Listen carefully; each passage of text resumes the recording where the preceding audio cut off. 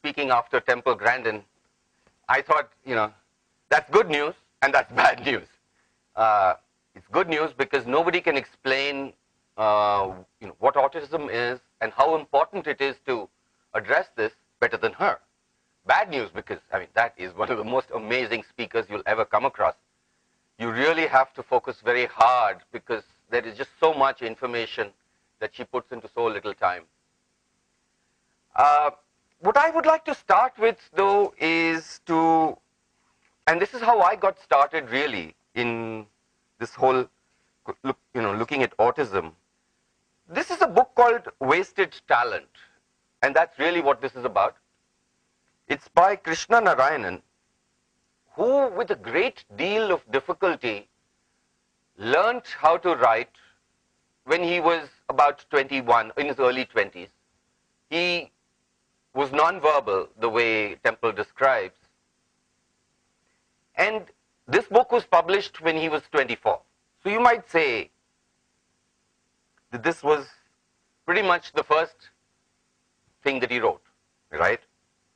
And on page 1, or on the first page of chapter 1, he starts by telling you, when I was 4, there was an elevator operator in the school. At that age, I was terribly tense. To relieve the tension, I stretched out my right hand and watched my fingers.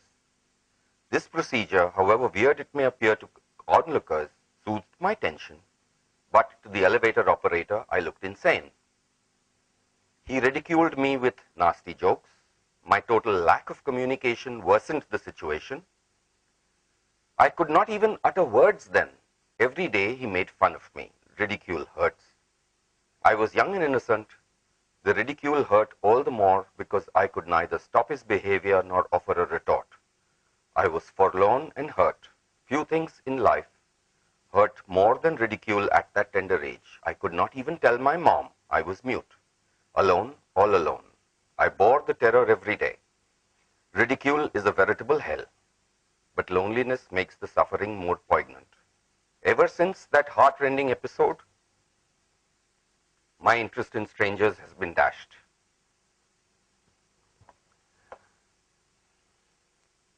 What is the problem? Why can't the child communicate? There is a very good book called Brain Behavior Connections in Autism, and I will apologize to the nice ladies in trying to condense very deep thought into one slide. The problem is not the basic sensory functions. You can hear, you can see, you can remember. But as Temple was talking about, the problem is, what are the interconnections between different parts of the brain? Some of them are quite strong, as in her case, but some of them are weak or missing. So the problem comes in higher brain functions where different parts of the brain have to work together. So a simple question like, what is the object in your hand, is a tough one because you have to feel, you have to see, recognize, and so on.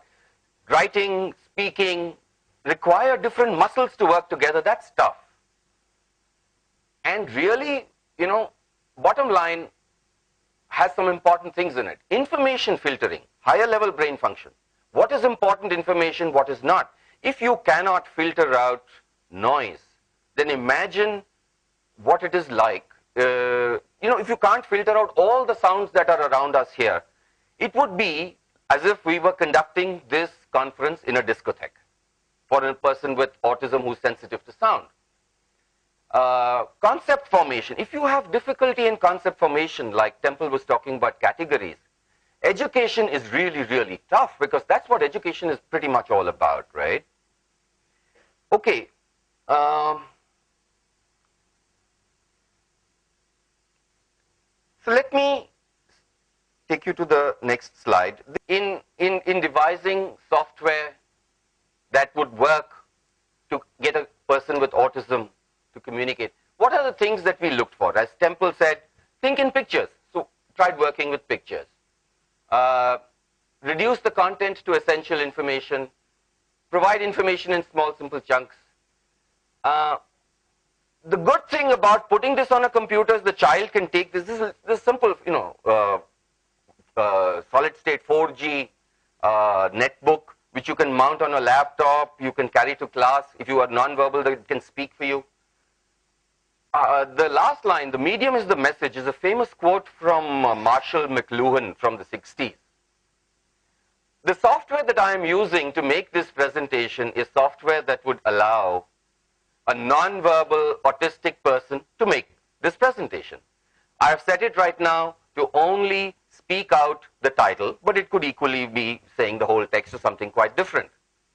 You know, it took me almost 40 years to understand what that line meant that Marshall said. But, okay, so let me show you the software a little bit. I've so far operated only one button, and when we start out with a child, that would be the only button that the child sees, right? This button is basically, the software is in a large number of modules. The button on my left and on your right is the button that allows me to do something within a module. Within a module, very often I'll be saying yes to a choice. That's what this one is for. The other one allows me to change the module. So this is how we would start a child with autism. You're sitting in front of the computer. You don't really have to do very much. All you're seeing is actually one switch. And what you're looking at is flowers. And that might occupy you for some time. But after a while, any child is curious. And so you'd hit that one switch in front of you. So you do that. And when you do that, the category of pictures you are looking at changes. You are looking at flowers. Now you're looking at flags. And that change of category was announced. So as many folders as we've got, that many folders, one by one, the software picks up and cycles through the pictures in them. Very simple software. But already, this might help you get an idea of the category of flag or the category of flower. As Temple said, she runs through all the churches in her mind. We're providing you software to do exactly that. Okay. Now, you can carry on just pushing that button and you'll go through all the folders, and that might keep you for a while. But now let's look at the next module. We were looking at flags. This module helps you to learn how to recognize pictures. Can you send the child to the market and hope that the child will bring back tomatoes as you wanted? So there's one large flag of Iraq, and there are 4 small pictures of flags. And if you say yes at the correct time, which I will attempt to do now, correct, it tells you, pauses for a bit, and presents you with another problem. So the child now, with just that same set of folders, has a lot more to do.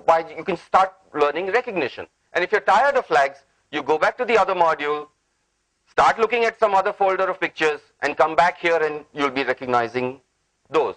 But let me take you very quickly now to the next module that might help you understand categories better. This one is what we call the odd man out module. We've got 3 pictures of one category and 1 picture from some other category, and you have to be smart about detecting the man from the woman. Right. Now, you can use different things for the categories. You might have family members as one category and other people in the neighborhood in the other category. Can the child distinguish the family member from other people in the neighborhood? These are important things to learn, and we're hoping that this might be a useful way to learn that. Okay. There may be children, as Temple was describing, that she's so concerned about. Bright kids, perhaps, people who have difficulty communicating, people who have, whom you feel maybe the computer can help them learn better. The platform we have designed makes it really, really easy to add new modules to it. Each of them is like about 25, 30, 40 lines of Ruby code, which anyone who knows a little programming can do over a weekend. Designing technology is all very good, but you also have to get the technology into the hands of the people who need it. And right now we have a problem that the Indian government won't even recognize autism as a disability under the Persons with Disabilities Act. A campaign has been launched by the Autism Society of India, and I would be delighted if you were to help us with that. We've started an NGO called the BAPSI, Bidirectional Access Promotion Society, which seeks to help those who have the least amount of access to information. So persons with mental challenges, in our opinion, have very, very poor access to information, and we're working towards helping them. But there are a lot of other such matters that we're taking up relating to policy and so on, where the idea is that we should try and fix the process instead of having to go and fix, the bad output of, and every single product that this process produces, rather than trying to fight one child, one problem at a time, one ramp, one accessible cyber cafe at a time. Can we not fix the process that sets these things up so that we do it once and for all? I hope that has given you some idea of how we are trying to approach the communication problem. There are, for anything, for the school system to work, for the hospitals to work, for anything else to work, communication has to work. So the job of the plumber, in some sense, is the most important job of all. Thank you very much for